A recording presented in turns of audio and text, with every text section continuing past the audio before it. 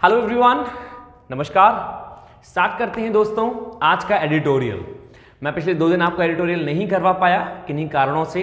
कारण थोड़े वाहियात थे, कोई ऐसा सच इंपॉर्टेंट रीजन नहीं था। लेकिन चलिए स्टार्ट करते हैं आज से एडिटोरियल और देखते हैं कि आज का एडिटोरियल क्यों मुख्य है और क्यों मुख्य है, इसके साथ क्या मुख्य है ये भी देखना है। आज के एडिटोरियल में सबसे इंपॉर्टेंट न्यूज़ क्या थी उसको डिस्कस करेंगे आज दोस्तों 10 मार्च 2022 के एडिटोरियल में। जैसा कि हम सब जानते हैं कि यूपी में योगी आदित्यनाथ की सीट बन चुकी है, वो जीत चुके हैं। और कोई भी जीतता वो एक अलग चीज़ है, लेकिन आज की न्यूज़ है और आज शाम की न्यूज़ है, तो मैंने सोचा कि क्यों ना आपके साथ डिस्कस कर लूँ। तो ये तो थी अभी हाल फिलहाल इस 5 और 10 मिनट की न्यूज़। आइए स्टार्ट करते हैं दोस्तों एडिटोरियल और देखते हैं कि एडिटोरियल में क्या मुख्य है और कैसे पढ़ा जाता है। रेडी? अच्छा, इस रेडी से पहले एक चीज़ और, यदि आपने पिछला एडिटोरियल ना देखा हो मेरा तो उसमें ज़रूर देखें उसे और मुझे बताएं कि आपको कैसा लगा, आपको कैसा फील हुआ और आपको क्या ज़रूरत है। क्योंकि दोस्तों एडिटोरियल का मीन्स केवल यही नहीं होता कि हमने रीडिंग करी, हमने मीन जान लिया। नहीं, एडिटोरियल का मीन्स ये भी होता है कि जीए के साथ साथ हमारी इंग्लिश, या फिर मैं कहूँ इंग्लिश के साथ साथ हमारी जीए, दोनों चीज़ चलती रहें। हमें नॉलेज भी मिलती रहे और हमें ये भी मालूम पड़ता रहे कि रीडिंग कैसे की जाती है विद ग्रामर। क्या कि कौन सा वर्ड क्यों इंपॉर्टेंट है, कहाँ किसके साथ आता है, फ्रेज क्या होते हैं, प्रीपोजिशन क्या होती है, ऑब्जेक्ट सब्जेक्ट कैसे लगाए जाते हैं, दीज ऑल थिंग्स। राइट? चलिए स्टार्ट करते हैं आज का एडिटोरियल, देखते हैं आज के इस इंपॉर्टेंट सेशन को।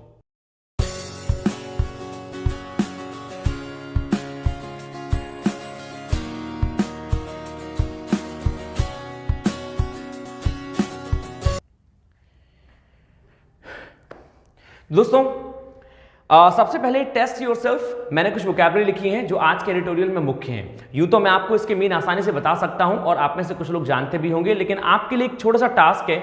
वीडियो के बाद, इट मीन्स जब वीडियो का समापन हो जाएगा, जब वीडियो लास्ट हो जाएगी, तो दोस्तों आपको बताना है इन पूरे 9 वोकैबुलरी का मीन, आखिर इनके क्या मीन है। मेरा कहने का मतलब यह है कि जब तक हम पूरे सेशन को कंप्लीट करेंगे तब तक आपको इन सब के मीन मालूम पड़ चुके होंगे और उसके बाद आपके पास टाइम होगा। Please don't forget to write down on my comment box. लिख के जरूर भेजें कि इनके क्या मीन है और सोचें और देखें अच्छे से कि आपको कितने याद हो पाए हैं वीडियो के दौरान। राइट? तो ये है आपके पास, मैं एक बार आपको रिपीट कर देता हूं, जो कि आपके लिए टेस्ट योरसेल्फ है। मुझे आशा है कि आप पूरे 9 के 9 मीन बता पाएंगे, ये मेरी गारंटी है, क्योंकि मैं आपको जिस तरह से पढ़ाऊंगा आपको ये याद होंगे। नंबर 1 है वो, VOW। सेकेंड है ब्रेक अवे। थर्ड है डी एस्कालेशन, जी हाँ, डी एस्कालेशन। फोर्थ है नो फ्लाई जोन। कौन सा कहलाता है नो फ्लाई जोन या फिर क्या होता है? फिफ्थ है शॉट डाउन। सिक्स्थ है लेड आउट। सेवेंथ है बैकड्रॉप। एट्थ है दोस्तों फोर्थ नाइट एंड नाइन्थ है अपेरेंट, APPARENT, अपेरेंट। राइट? तो देखेंगे इन 9 के मीन आज के इस एडिटोरियल में। आइए स्टार्ट करते हैं यहां से। जैसा कि सेंटेंस कहूं या फिर मैं एक फ्रेज के तौर पे कहूं, जो कि आज की हेडलाइन है, अ चांस फॉर पीस। जी हां, चांस का मतलब होता है अवसर और पीस का मतलब होता है शांति। एक शांति का अवसर। जैसा कि हम जानते हैं कि इस समय बहुत गहमा गहमी चली हुई है, चाहे यूक्रेन की बात करें या रशिया की बात करें या फिर दोनों की बात करें, तो दोनों के बीच बहुत तनातनी, बहुत भयंकर युद्ध चल रहा है। तो इस बीच एक चांस मिला है पीस का। वो चांस क्या है ये हम आगे देखेंगे, लेकिन सेंटेंस में बताया गया है, एक हेडिंग में बताया गया है, अ चांस फॉर पीस, मतलब अवसर है शांति वार्ता करने का, शांति का। आगे उसने दे रखा है ऑन रशिया यूक्रेन टॉक्स, मतलब रशिया और यूक्रेन की टॉक्स पर। जैसा कि उन दोनों में हॉट टॉक चल रही हैं, लेकिन अभी कोई ना कोई अवसर मिला है ऑन रशिया और यूक्रेन की टॉक्स पर कि वो लोग शांति वार्ता कर सकते हैं। तो उसने कहा आगे दोस्तों, Putin should pause the war and start talks on Zelensky's compromise proposals. इसका मतलब क्या हो गया? इसका मीन हो गया कि अभी अभी ज़ेलेंस्की ने कोई कॉम्प्रोमाइज प्रपोजल दिया है और उस पे पुतिन शुड टॉक, पुतिन को पॉज कर लेना चाहिए द वॉर, युद्ध को। मतलब सजेशन दिया जा रहा है, एक सजेस्टिव टोन है यहाँ पे सजेशन देने की।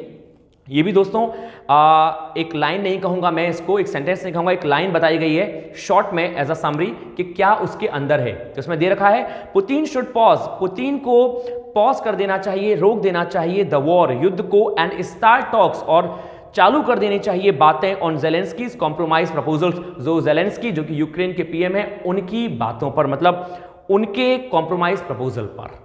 राइट दोस्तों, जैसा कि हम ग्रामेटिकल बात करें तो हम सब जानते हैं कि यहाँ पे मोडाल है शुड, और शुड के संग वर्ब लगी है पॉज, शुड पॉज। यहाँ पे पॉज जो है एक वर्ब का काम कर रहा है, और यहाँ पे स्टार्ट भी वर्ब है। जैसा कि हम जानते हैं कि मोडाल के संग वर्ब की फर्स्ट फॉर्म लगती है, तो पॉज एंड स्टार्ट ये दोनों वर्ब की फर्स्ट फॉर्म है। राइट, आइए आगे देखते हैं। तो यहां से स्टार्ट होता है, Ukraine's president Volodymyr Zelensky delivered a Churchill like speech at the British parliament on Tuesday. Ukraine के जो प्रेसिडेंट हैं, नॉट पीएम, यूक्रेन के जो प्रेसिडेंट हैं Volodymyr Zelensky delivered a Churchill like speech, उन्होंने एक स्पीच दी लाइक अ चर्चिल। मैं आपको बताना चाहूंगा दोस्तों, यदि आप जानते हैं कि एक बहुत फेमस हस्ती रह चुके हैं विंस्टन चर्चिल। यहाँ पे जो नाम देख रहे हैं जो कि अंडरलाइन है ब्लू कलर से, चर्चिल जो है एक बहुत चर्चित यूके के, यूनाइटेड किंगडम के पीएम रह चुके हैं। Everybody knows this one. तो ये जो चर्चिल नाम है, इनका पूरा नाम है विंस्टन चर्चिल। दोस्तों ये सेकेंड वर्ल्ड वॉर के समय रह चुके हैं, और ये अपनी नीति के लिए जाने जाते हैं, कभी ना झुकने कभी ना मरने की नीति।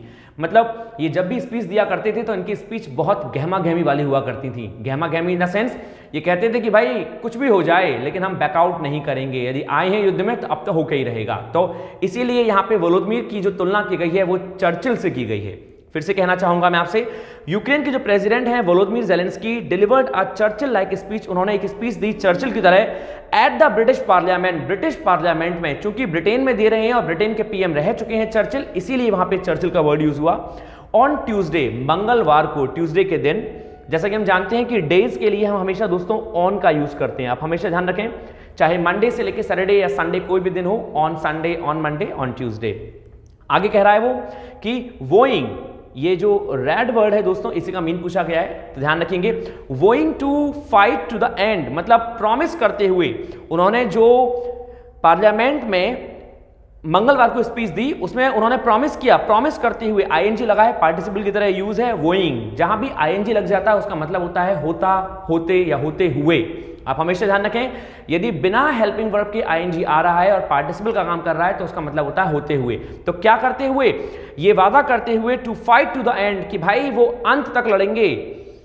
इन फॉरेस्ट, चाहे वो फॉरेस्ट की बात हो, मतलब जंगलों में यदि लड़ रहे हो तो जंगलों में लड़ेंगे।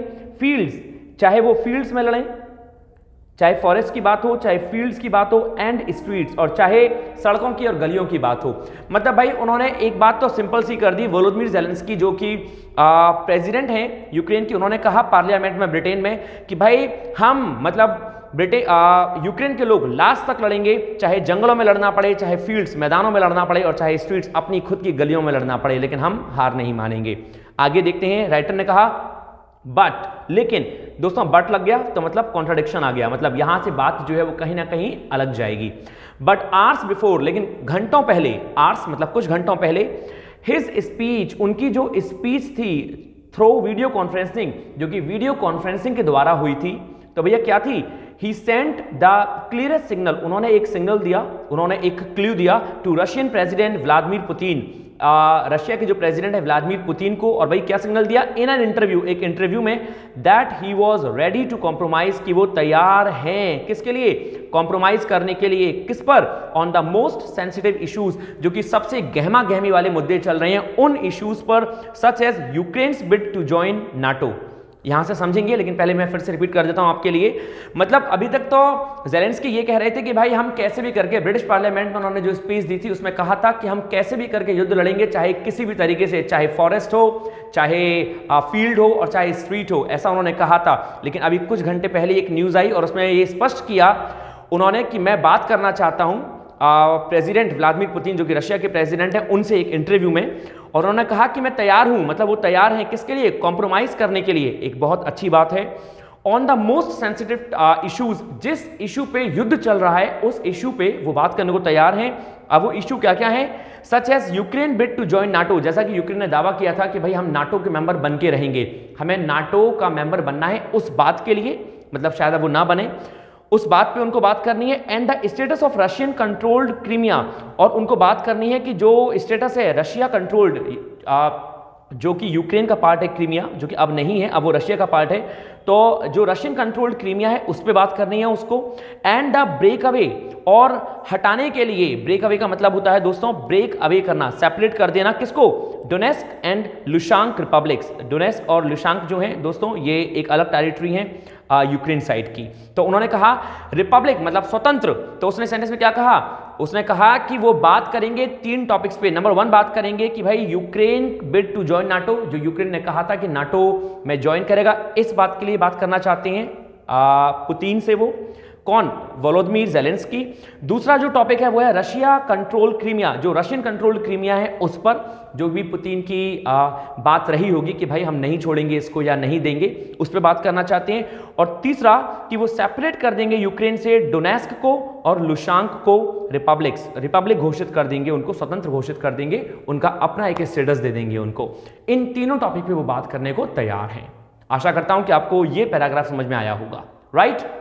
चलिए दोस्तों आगे देखते हैं। आगे उन्होंने कहा ही ऑल्सो कॉल्ड फॉर। दोस्तों कॉल फॉर जो है वो आवाहन करना होता है, ये फ्रेज है कॉल फॉर। कॉल एक वर्ब है और प्रीपोजिशन लगा देने से अक्सर क्या होता है कि वर्ब के वो मीन नहीं रहते जो हम एक्चुअल में पढ़ते हैं, उनके मीन कुछ और बदल जाते हैं। तो यहाँ पे कॉल फॉर का मतलब है आवाहन करना, बुलाना। तो सेंटेंस में कहा he also called for, also जो है एडवर्ब का काम करता है। He also called for a collective security agreement that would include Russia. उन्होंने आह्वान किया एक कलेक्टिव सिक्योरिटी एग्रीमेंट का, कि एक एग्रीमेंट किया जाए कलेक्टिव सिक्योरिटी, सबकी सिक्योरिटी के साथ, और दैट वुड इंक्लूड, जो इंक्लूड करेगा, जो आह्वान किया उन्होंने उसमें उन्होंने इंक्लूड करवाया, किसको इंक्लूड? जिसमें उन्होंने इंक्लूड किया रशिया को, यूएस को और वेस्टर्न यूरोपियन कंट्रीज को। उन्होंने कहा कि भाई कलेक्टिव सिक्योरिटी एग्रीमेंट ट्रीटी होगी जिसमें रशिया, यूएस और वेस्टर्न यूरोपियन कंट्रीज जो हैं वो भाग लेंगी, वो आए as part of lasting solution, एक अंतिम सॉल्यूशन के तौर पे कि भाई क्या किया जाएगा। जैसा कि हम जानते हैं कि अब संबंध बिगड़ चुके हैं रशिया के वेस्टर्न यूरोपियन कंट्रीज से, पहले भी अच्छे नहीं थे लेकिन अब कुछ ज्यादा ही बिगड़ चुके हैं। तो वो चाहते हैं कि भाई सिक्योरिटी का खतरा है अब आने वाले समय में, तो इसलिए इस पर बात और चर्चा की जाएगी। आगे देखते हैं what makes his apparent concessions important. आखिर ऐसी क्या चीज है? What makes his apparent concession, उनका जो बहुत ही स्पष्ट वक्तव्य, स्पष्ट कंसेशन है, मानना है इंपॉर्टेंट, वो क्या चीज मुख्य है? इज दैट, वो ये है कि, इज दैट, यहां पे दैट लग गया, मतलब उन्होंने कहा कि हाँ वो ये है कि ही अनाउंस दैम, उन्होंने उन्हें अनाउंस किया a day after the Kremlin laid out 3 conditions to stop what it calls it special military operation. दोस्तों यहां से बखूबी समझेंगे, मैं फिर से सुनाना चाहूंगा। सेनेस में उसने कहा what makes his apparent concession, आखिर क्या चीज बनाती है उनके इस स्पष्ट वक्तव्य को, कंसेशन को इंपॉर्टेंट, मुख्य। इज दैट, वो ये है, ही अनाउंस्ड, मतलब उन्होंने अनाउंस किया दैम, उनको क्या किया, a day after the Kremlin laid out, उस दिन के बाद, उस एक दिन के बाद जब क्रेमलिन, जो कि मैंने आपको बताया है कि क्रेमलिन जो है वो रशिया की, यूएसएसआर मतलब रशिया की एक पॉलिटिकल पार्टी है क्रेमलिन, राइट, किसी व्यक्ति विशेष का नाम नहीं है, पार्टी का नाम है। तो the Kremlin laid out, Kremlin ने लेड आउट किया, सामने दिखाया 3 कंडीशंस, 3 कंडीशन रखी थी क्रेमलिन ने, क्या क्या?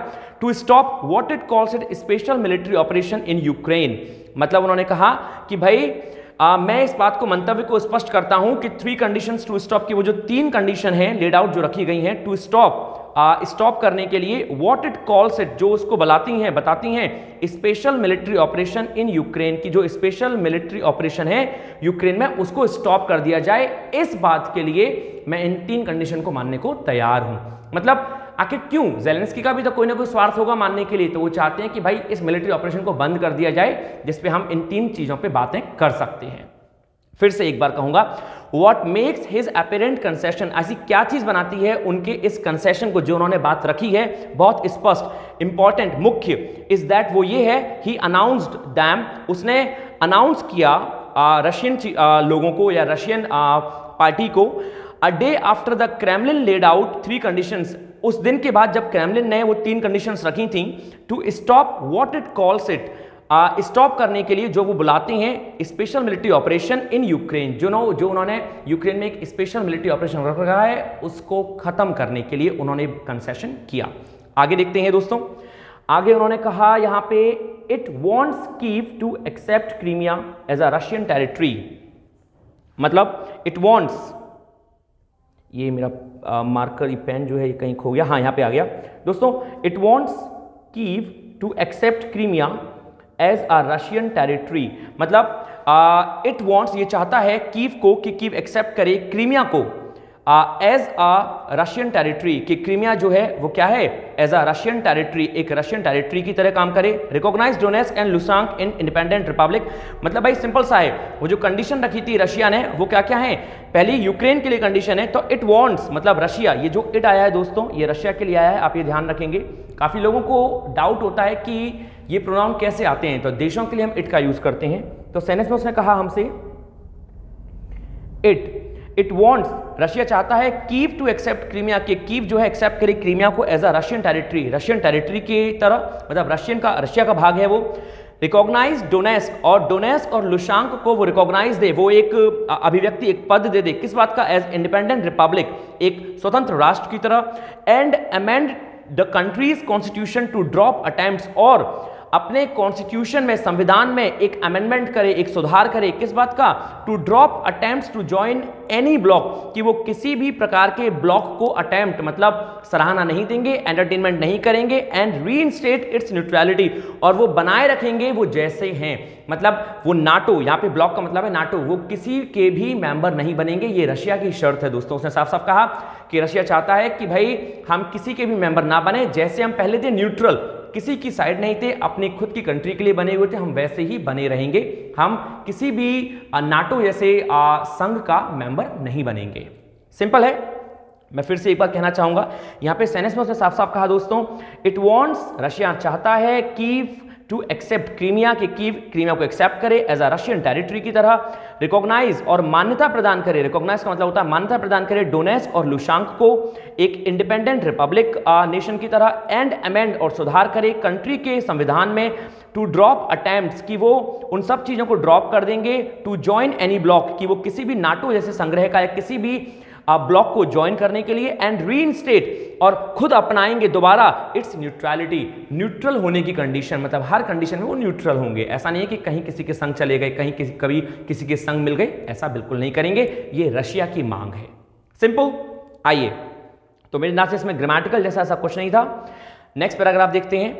While mister Zelensky stopped short of offering recognition to the breakaway, मतलब इसके बाद क्या हुआ भाई, इसके बाद उसने सेंटेंस ने कहा वाइल, यद्यपि जो ज़ेलेंस्की जो है उन्होंने स्टॉप कर दिया शॉर्ट ऑफ ऑफरिंग, मतलब कुछ समय के लिए ऑफर करना recognition to the breakaway regions, regions को, जो प्रांत हैं, जैसा कि हमने देखा कि लुशांक और डोनेस्क, उनको स्वतंत्र करना, उन्होंने इस शर्त के लिए थोड़ा स्टॉप मांगा है, थोड़ा टाइम मांगा है। His offer for compromise and dialogue opened a path towards political settlement, और जो बाकी उनका जो ऑफर है, his offer for compromise, compromise के लिए, एंड डायलॉग जो उन्होंने रखा है अपना, ओपन द पाथ, उसने रास्ते खोल दिए हैं टुवर्ड्स अ पॉलिटिकल सेटलमेंट, कि पॉलिटिकल तौर पे सेटलमेंट हो जाए, राइट। मतलब यद्यपि मिस्टर ज़ेलेंस्की ने स्टॉप किया है a short of offering, offer करना स्टॉप कर दिया थोड़ा, recognition to the breakaway regions, जो रीजन्स ब्रेक अवे हैं, जो रीजन्स सेपरेट हैं, उनको मान्यता प्रदान करना थोड़ा स्टॉप कर दिया कुछ समय के लिए। हिज ऑफर फॉर कॉम्प्रोमाइज, लेकिन उनका जो ऑफर है कॉम्प्रोमाइज, अब यहां पे हिज ऑफर, दोस्तों जब सेंटेंस वाइल से स्टार्ट हो रहा है तो ये ध्यान रखेंगे, आगे वाले पैराग्राफ में जहां कॉमा से स्टार्ट हो जाता है, ये दोनों ओपोनेंट होते हैं, मतलब ये दोनों अलग अलग बातें कहेंगे। यदि वो पॉजिटिव में है तो ये नेगेटिव में होगा, और वो नेगेटिव में है तो पॉजिटिव में होगा, मतलब ये जस्ट अपोजिट हो जाते हैं। इसीलिए उसने कहा, ज़ेलेंस्की ने एक तरफ तो ये कह दिया कि भाई हम जो सेपरेट नेशन है, जो सेपरेट आप हमारी टेरिटरी कह रहे हो, उसको हम स्वतंत्रता दे दें, रिकॉग्निशन, एक मान्यता प्रदान कर दें स्वतंत्रता की, तो भाई हम ऐसा करने में थोड़ा टाइम लेंगे, सोचेंगे, लेकिन हाँ हम ऑफर करते हैं कॉम्प्रोमाइज, और डायलॉग उन्होंने रखा कि हम open path towards a political statement, कि हम चाहते हैं कि कॉम्प्रोमाइज किया जाए पॉलिटिकल सेटलमेंट के तौर पे, मतलब राजनीतिक वार्ता हो और ये चीजें सेटल करी जाएं।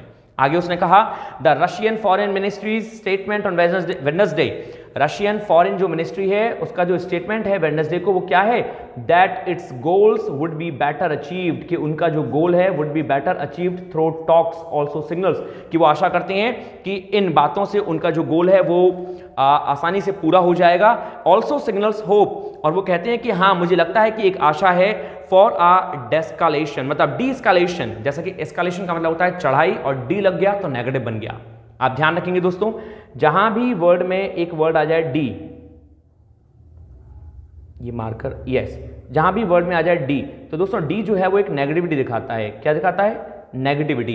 तो एस्केलेशन मतलब चढ़ाई और डिएस्केलेशन मतलब कहीं से किसी चीज को हटा देना।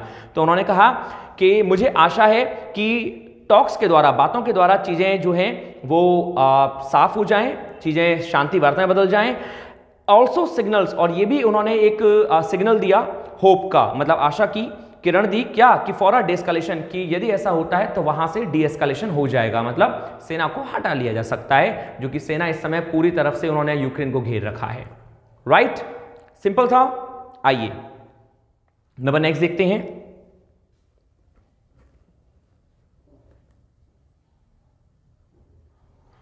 नंबर नेक्स्ट दोस्तों पैराग्राफ में, इन द लास्ट 2 वीक्स, मतलब पिछले गुजरे जो 2 सप्ताह थे उनमें क्या हुआ? Mister Zelensky has emerged as the face of the Ukrainian resistance. Mister Zelensky जो है हैज इमर्ज, वो इमर्ज मतलब वो बिल्कुल पूरी तरह इमर्ज हो गए थे, वो घुस गए थे, घुस चुके हैं as the face of the Ukrainian के एक चेहरे की तरफ से। मतलब यदि यूक्रेन का नाम आता है तो पहले जेलेंस्की को जाना जाता है, क्योंकि जो इस समय चल रहा है उसके तौर पे उनका नाम उभर के आया है सामने।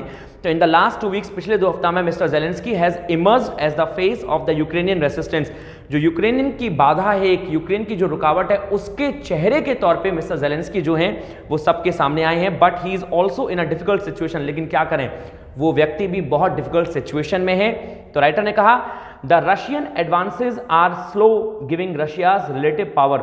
जो रशिया के बहुत बेहतरीन एडवांसेज, जो बढ़त है, आर स्लो, वो धीमी है, गिवन रशियाज रिलेटिव पावर, मतलब जो रशिया को पावर दी गई है, जो रशिया के पास पावर है, उसको यदि हम देखें तो रशियन एडवांसेज, रशिया जिस तरह से चढ़ाई कर रहा है वो बहुत धीमी है। But in the last 13 days, लेकिन इस बीते हुए 13 दिन में यदि हम देखें, Ukraine has lost sizeable territories. Ukraine जो है वो क्या कर चुका है? वो खो चुका है सीजेबल, अपनी जब्त की हुई टेरिटरीज को, मतलब जो उसमें प्रांत थे उसके पास, जो उसके कब्जे में थे, हैज लॉस्ट, वो उनको भी खो चुका है।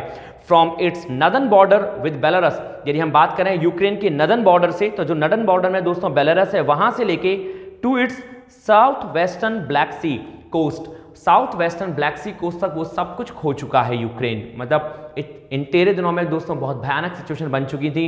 रशियन जो मिलिट्री है वो बहुत अंदर तक जा चुकी है, और उसने नदन में बेलारस से लेके, बेलारस की जो कैपिटल है वो है हेल्सिंकी, वहां से और south western Black Sea coast तक पूरा कब्जा कर लिया है, पूरा वहां पे ताबड़तोड़ डिस्ट्रॉय मच रखा है।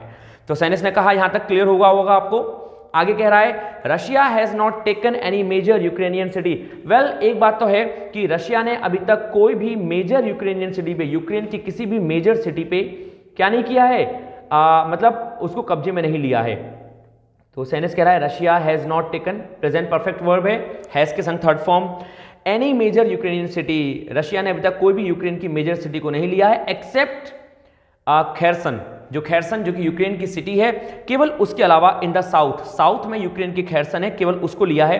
बट मोस्ट सिटीज इंक्लूडिंग, लेकिन अधिकतर सिटी जो हैं, जो कि इंक्लूडिंग करती हैं, मतलब रखती हैं, Kharkiv in the north and Mariupol in the south east are being encircled. हाँ, लेकिन इन सिटीज पे भी घेराबंदी हो चुकी है, इन सिटीज को भी घेर लिया गया है। एनसर्कल्ड का मतलब होता है घेर लेना, चारों तरफ से घेर जाना। तो उसने कहा कि रशिया ने अभी तक यूक्रेन की किसी मेन सिटी पे कब्जा नहीं किया है, खैरसन को छोड़कर। हाँ, बट मोस्ट सिटीज, लेकिन अधिकतर सिटीज जो हैं, जैसे खार्किव है नॉर्थ में, मैरिपोल है साउथ ईस्ट में, आर बीइंग एनसर्कल्ड, उनको घेर लिया गया है। कीव जो कि यूक्रेन की दोस्तों कैपिटल है, कीव, तो नीचे इसका बयान आया, कीव जो है द कैपिटल सिटी, जो कि कैपिटल में है, मैंने आपको बताया, इज बीइंग एनवेलप्ड, वो घेराबंदी की जा चुकी है, उसको घेरा जा चुका है, उसको घेर लिया गया है। एनवेलप का मतलब होता है दोस्तों लिफाफा, और लिफाफा जो होता है वो चारों तरफ से बंद होता है। एनवेलप एक नाउन है, लेकिन यहाँ पे एनवेलप का यूज एज अ वर्ब किया गया है, तो ईडी लग गया, क्योंकि काम हो चुका है। तो उसने कहा the capital city is being enveloped, जो कैपिटल सिटी है कीव यूक्रेन की, उसको घेरा जा रहा है from the east and west, east और वेस्ट दोनों साइड से, पूर्व और पश्चिम दोनों साइड से उसको घेरा जा रहा है। तो यदि मैं होलसेल इसकी समरी बताऊं आपको, इस पैराग्राफ की जो साफ साफ है, तो उसने कहा कि भैया जो जेलेंस्की हैं वो इमर्ज हो चुके हैं, एक उभर के आ चुके हैं यूक्रेनियन फेस की तरह, यूक्रेन की एक बहुत बड़ी बाधा के रूप में, लेकिन वो भी एक डिफिकल्ट सिचुएशन में फंसे हुए हैं। रशिया जो है एडवांसेज आर स्लो, रशिया की जो गति है वो धीमी है उस पर आक्रमण करने की। रिलेटिवली यदि हम बात करें यूक्रेन की पावर से, क्योंकि यूक्रेन जो है वो एक छोटी पावर वाली कंट्री है, रशिया जो है बड़ी पावर वाली कंट्री है, लेकिन फिर भी यूक्रेन ने हिम्मत बांधी हुए है। उसने कहा यूक्रेन हैज़ लॉस्ट, लेकिन इन 13 दिनों के युद्ध के बाद यूक्रेन जो है अपने जो टेरिटरीज है उनको खो चुका है जिन पे उसका कब्जा हुआ करता था। यदि हम नॉर्थ बॉर्डर से बात करें, बेलारूस से लेके साउथ वेस्ट ब्लैक सी तक, रशिया ने अभी तक किसी भी मेजर यूक्रेन सिटी पर अपना कब्जा नहीं किया है, केवल खैरसन को छोड़ के इन साउथ मोस्ट सिटीज। यदि हम लेकिन हाँ कुछ सिटीज की बात करें जैसे कि खार्किव है नॉर्थ में, मैरीपोल है साउथ ईस्ट में, इन पे घेराबंदी कर ली है। और जो यूक्रेन की कैपिटल है कीव, उसको भी ये लोग घेर रहे हैं from the east and west, मतलब पूरब से पश्चिम हर जगह से उसको घेर रहे हैं। Simple right. आइए मैं आशा करता हूं कि आपके समझ में सब कुछ आ रहा होगा। नंबर नेक्स्ट दोस्तों, नेक्स्ट कह रहा है मिस्टर ज़ेलेंस्की। जी हाँ बिल्कुल सही कहा आपने, ये कि ये प्रेसिडेंट है कहाँ के, यूक्रेन के, और यूक्रेन की कैपिटल कीव, ठीक है। तो mister Zelensky has repeatedly asked for military help from NATO. दोस्तों अब इन्होंने पुरानी बातों को छेड़ दिया, तो यहाँ पे बताया गया कि मिस्टर ज़ेलेंस्की जो है हैज रिपीटेडली आस्क्ड, उनसे बार बार पूछा गया फॉर मिलिट्री, मतलब उन्होंने कहा, उनसे पूछा नहीं गया। Mister Zelensky has repeatedly asked for का मतलब होता है याचना करना, रिक्वेस्ट करना, मांगना। तो मिस्टर ज़ेलेंस्की ने बार बार याचना की, बार बार मांगा मिलिट्री हेल्प को नाटो से, right, North Atlantic Treaty Organization, जिसके कारण ये पूरा युद्ध छिड़ गया है, उससे बार बार हेल्प मांगी। बट लेकिन his request for a no fly zone, लेकिन उनकी जो रिक्वेस्ट है नो फ्लाई जोन की वॉज शॉट डाउन, वो रिजेक्ट कर दी गई। दोस्तों शॉट डाउन का मतलब होता है यूं तो किसी को गोली मार देना, शूट कर देना, उसकी फॉर्म होती है शॉट, लेकिन shot down as a phrase का मतलब हो गया रिजेक्ट करना। जो भी आपने किसी को ऑफर दिया आपने शॉट डाउन कर दिया, आपने रिजेक्ट कर दिया। नो फ्लाई जोन का मतलब होता है दोस्तों एक ऐसा एरिया जहां से फ्लाइंग अलाउ नहीं है, मतलब यहां से एरोप्लेन नहीं उड़ सकते हैं। वो जोन जो है, वो जो एरिया है, जो टेरिटरी है, वो नो फ्लाई जोन के मतलब से मानी जाती है, क्योंकि वहां पे या तो कोई वाद विवाद चल रहा है, कोई आक्रमण चल रहा है, परमाणु लेकिन परियोजनाएं चल रही हैं, तो वहां पे खतरा है, इसलिए वहां से फ्लाइंग नहीं हो सकती, तो वो नो फ्लाई जोन घोषित हो जाती हैं।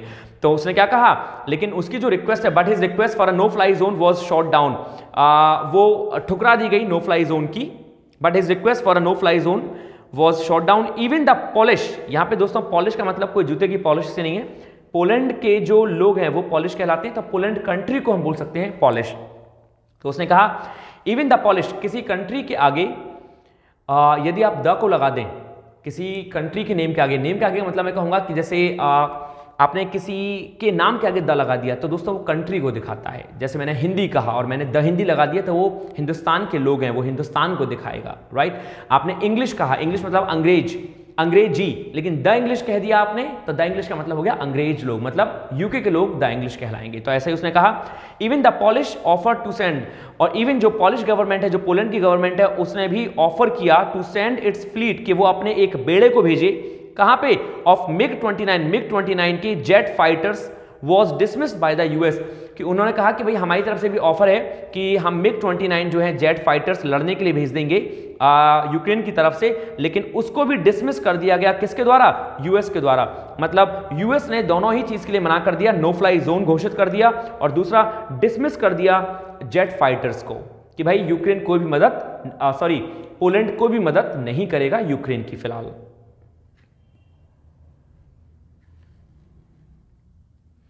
दोस्तों आगे कह रहा है which does not want any kind of military involvement in the conflict, और क्यों मना किया, उन्होंने इससे मना किया क्योंकि वो कह रहे थे कि विच डज नॉट वांट, जो नहीं चाहता है, any kind of military involvement, की किसी प्रकार का मिलिट्री इन्वॉल्वमेंट हो इस कॉन्फ्लिक्ट में। मतलब भाई अभी तो तुमसे लड़ाई चल रही है, पता चला हमने मिलिट्री और भेज दी तो वो हम भी बरस पड़ा उल्टा, तो इसीलिए वो किसी भी प्रकार का मिलिट्री कॉन्फ्लिक्ट इन्वॉल्वमेंट उसमें नहीं चाहते थे।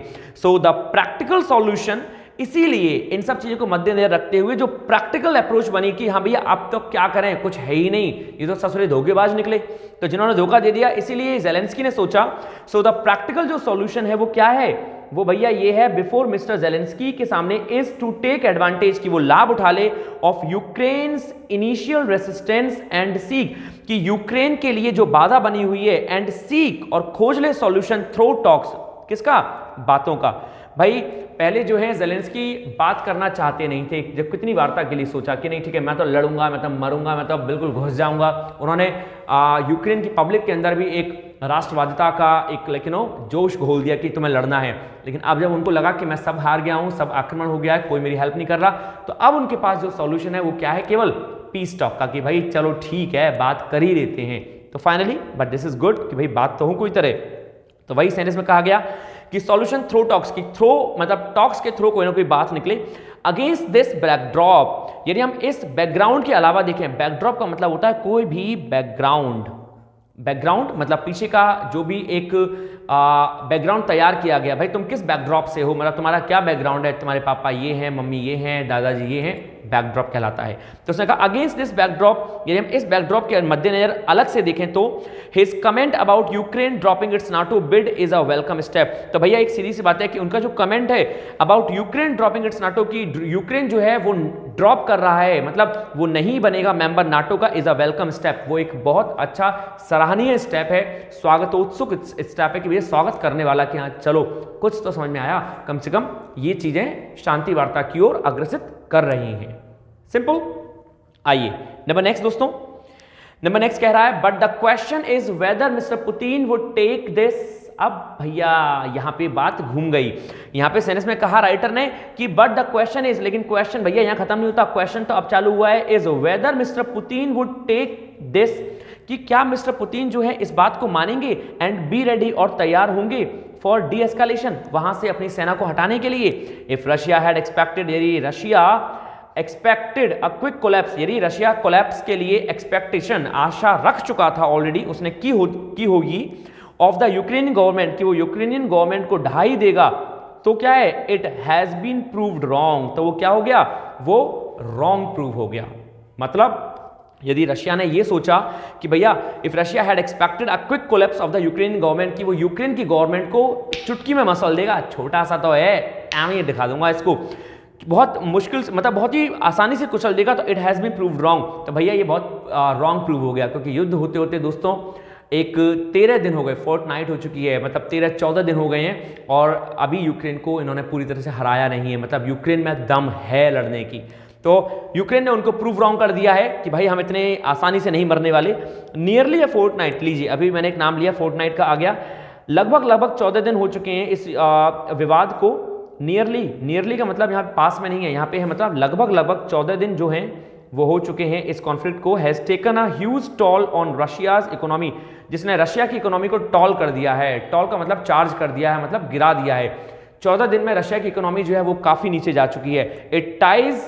It's ties with Europe have been set back by decades, इसका जो संबंध है मतलब रशिया का विद यूरोप के साथ, ये मेरा मार्कर कहाँ खो जाता है बार बार, हाँ दोस्तों, इट्स टाइज विद यूरोप के संग जो संबंध है रशिया का, यहाँ पे इट्स का जो मेन है वो है रशिया से, रशिया के संग जो संबंध है यूरोप का, have been set back by decades, वो अब दशकों के लिए क्या हो गया है, खराब हो गया है। सेटबैक का मतलब होता है कोई भी चीज नष्ट हो जाना, बेकार हो जाना, मतलब किसी के डिमेरिट्स हो जाना, तो अब वो क्या हो गया है, सेटबैक हो चुका है, वो खराब हो गया है दोस्तों।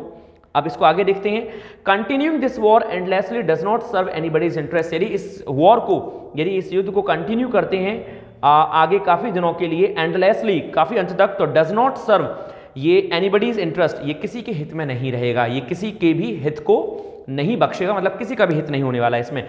इफ मिस्टर पुतिन, यदि Mister Putin's primary concern is Russia security interest, यदि मिस्टर पुतिन का, व्लादिमीर पुतिन का जो कंसर्न है, जो समझ है, वो केवल ये है कि रशिया की सिक्योरिटी के लिए सोचना है, he should pause the operation, तो वो पॉज कर देंगे, उन्हें पॉज कर देना चाहिए ऑपरेशन को, एंड स्टार्ट सीरियस डायलॉग, और उनको वार्ता करनी चाहिए बहुत अच्छे तरीके से विद द यूक्रेन्स के साथ on mister Zelensky proposal, mister Zelensky के प्रपोजल के लिए, मतलब जेलेंस्की ने जो प्रपोजल दिया उसमें बात करनी चाहिए। तो दोस्तों होल सो यदि मैं समरी लूं तो मैं कह सकता हूं उसमें प्रॉपर दिखाया गया कि भैया मिस्टर पुतिन जो हैं अब उनके ऊपर है, क्योंकि जेलेंस्की ने तो प्रपोजल दे दिया है, तो मिस्टर पुतिन एक्सेप्ट करें या ना करें ये उनके ऊपर है, चलिए देखते हैं। लेकिन इसमें एक चीज़ और बताई कि भाई एक बात तो है कि रशिया ने भली यूक्रेन ने भली घुटने नहीं टेके, बहुत वो जानता है कि मैं बहुत छोटी कंट्री हूँ, लेकिन फिर भी उसने चने तो चबा ही दिए रशिया को। 14 दिन हो गए युद्ध होते होते, इतनी आसानी से उन्होंने चीज़ों को नहीं छोड़ा और अभी भी प्रपोजल ही दे रहे हैं।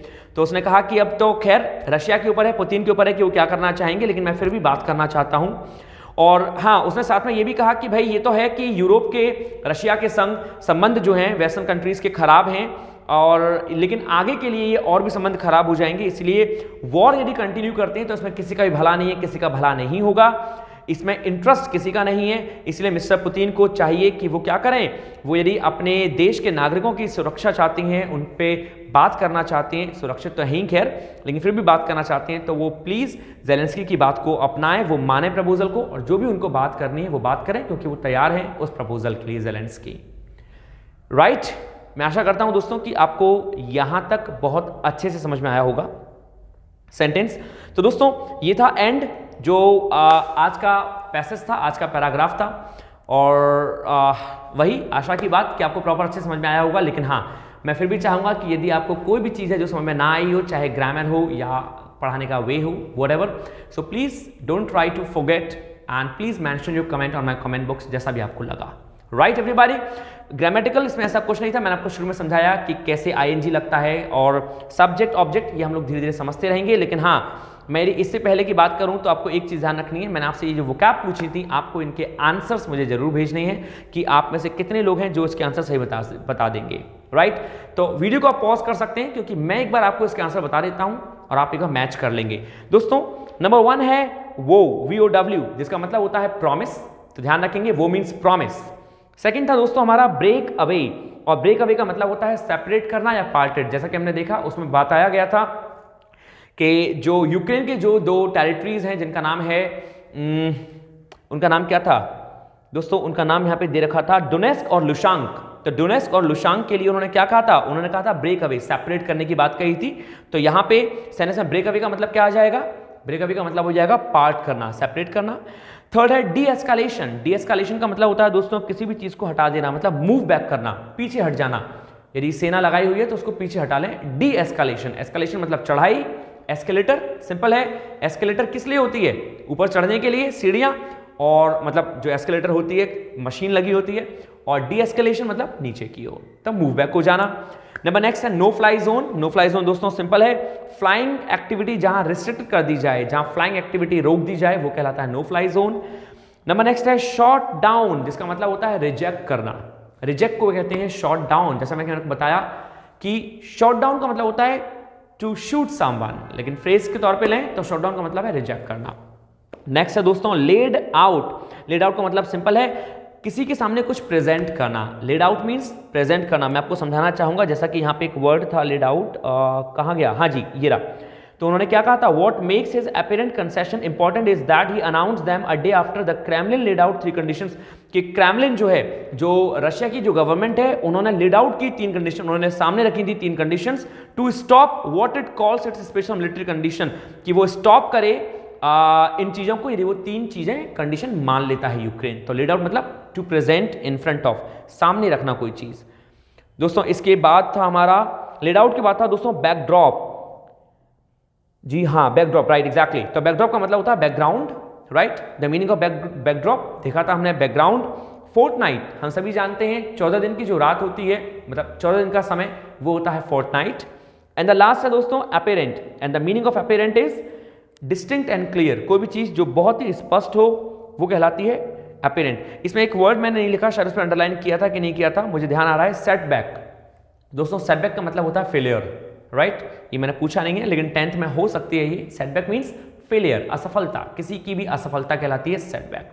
तो दोस्तों ये बात थी आज के इस पैसेज की और पैराग्राफ की और इस एडिटोरियल की जो हमने समझा। Please don't forget to write down on the comment box, जो भी लिखना चाहें जरूर लिखें। फिर मिलते हैं कल के अगेन एडिटोरियल में और देखते हैं कल का एडिटोरियल क्या लाता है हमारे लिए। सो थैंक यू दोस्तों, take care of yourself, stay happy, stay healthy, stay hungry. Thank you, नमस्कार।